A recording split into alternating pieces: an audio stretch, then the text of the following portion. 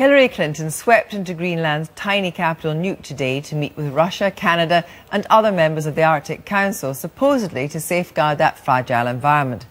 But WikiLeaks cables seen by Newsnight show that behind the scenes governments have been scrambling to carve up the Arctic's oil, gas and other resources as they're uncovered by the rapidly retreating ice. Here's our science editor, Susan Watts.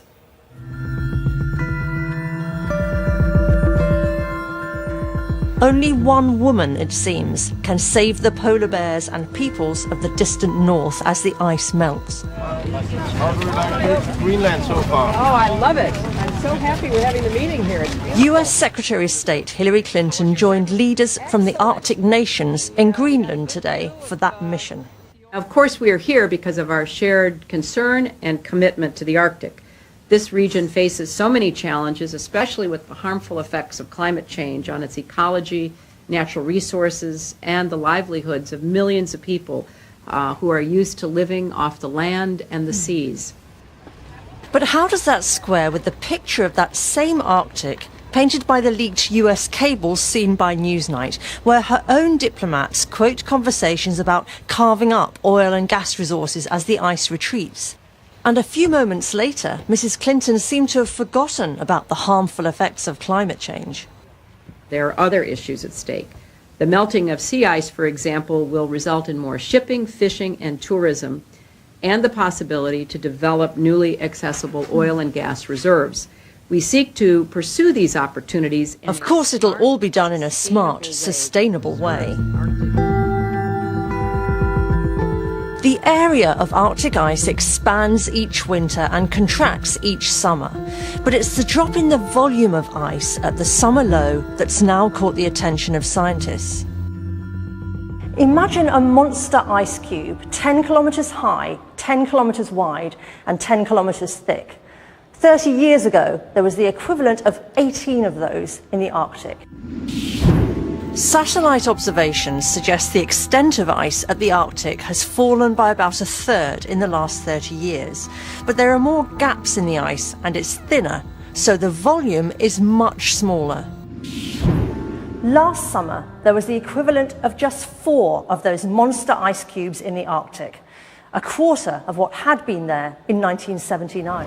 We slice, take a thin... This is the Arctic lab at the University of Cambridge. We cut little pieces from the core to measure how much salt is in it.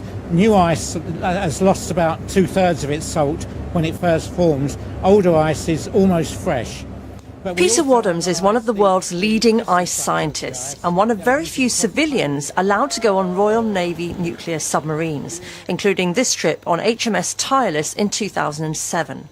For 40 years, they've been taking him beneath the North Pole to examine the underside of the ice and measure its thickness. The top of the world was white, just like the bottom of the world, and it was solid.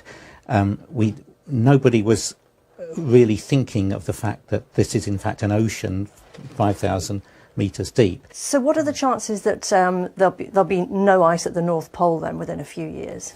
Oh, pretty high. In fact, it could easily happen that we'll have an ice-free North Pole within a year or two.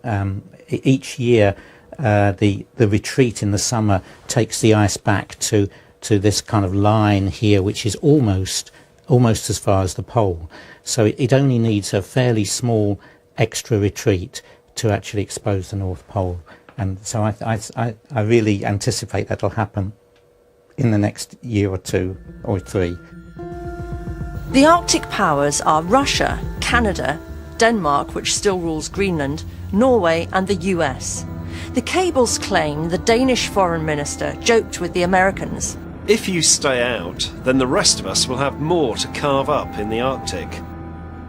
The grab for the Arctic accelerated in 2007 when the polar explorer Artur Chilingarov used a submarine to plant a Russian flag on the seabed under the North Pole. According to the cables, a senior Russian official told the Americans that this was a deliberate move by the Kremlin and that Chilingarov was following orders from the ruling United Russia Party. The cables also report comments by the Russian ambassador to NATO, saying, "The 21st century will see a fight for resources, and Russia should not be defeated in this fight." The immediate battleground is Greenland. Last year, the Danish sent their navy to intervene when Greenpeace tried to stop Cairn Energy drilling for oil in Arctic waters. 3 weeks ago, Cairn sent another rig north, and again it was boarded by Greenpeace. The British oil company Cairn Energy has its headquarters in Edinburgh. Just a few hundred people up over the rocks into the castle. He sees his company as pioneers in the Arctic. But right now, we're the people leading the charge, and we do that very safely and responsibly. We're ahead of everybody else, but there are a large number of other companies now have made a Greenland entry, and they're all watching, and they're all waiting to see what we find. But Cairn are up against big rivals. The cables show that American diplomats believe Greenland Is on a clear track to independence. and see this as A unique opportunity. for American gas and oil companies to get a foothold. They report a senior Greenland official as saying Greenland is Just one big oil strike away. from independence. They say there's around about 50 billion barrels of oil equivalent to find around Greenland. To put that in context, that's the equivalent of what the North Sea has produced over the last 40 years. So it's a substantial prize for the Greenland government, the Greenland people, and of course for Cairn as well. As Cairn's rig left Turkey for the Arctic last month, Greenpeace launched a nighttime raid.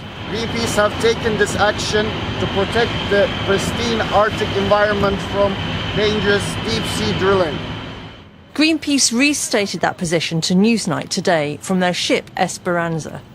There is a carve-up of the Arctic that we're seeing. The likes of Cairn Energy are rushing in and sparking a dangerous new Arctic oil rush. Instead of doing this, we think it's time to go beyond oil.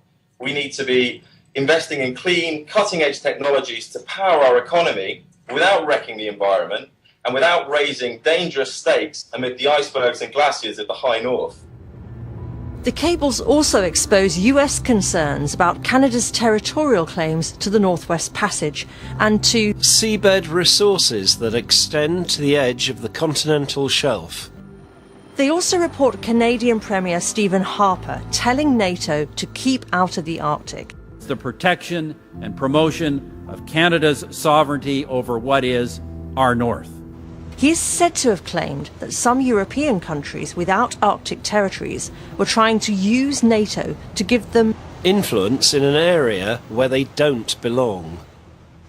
What's made a difference in the Arctic is that the speed with which the sort of ice is declining is much faster than people thought it would be a few years ago. So there's a real scramble going on for resources, a kind of mini version of the scramble for Africa in the 19th century beginning to happen. And everybody wants to get who thinks they've got a chance to get at those resources, wants to get in there and stake their claim. So there's a tremendous heightening of the political tensions around this issue.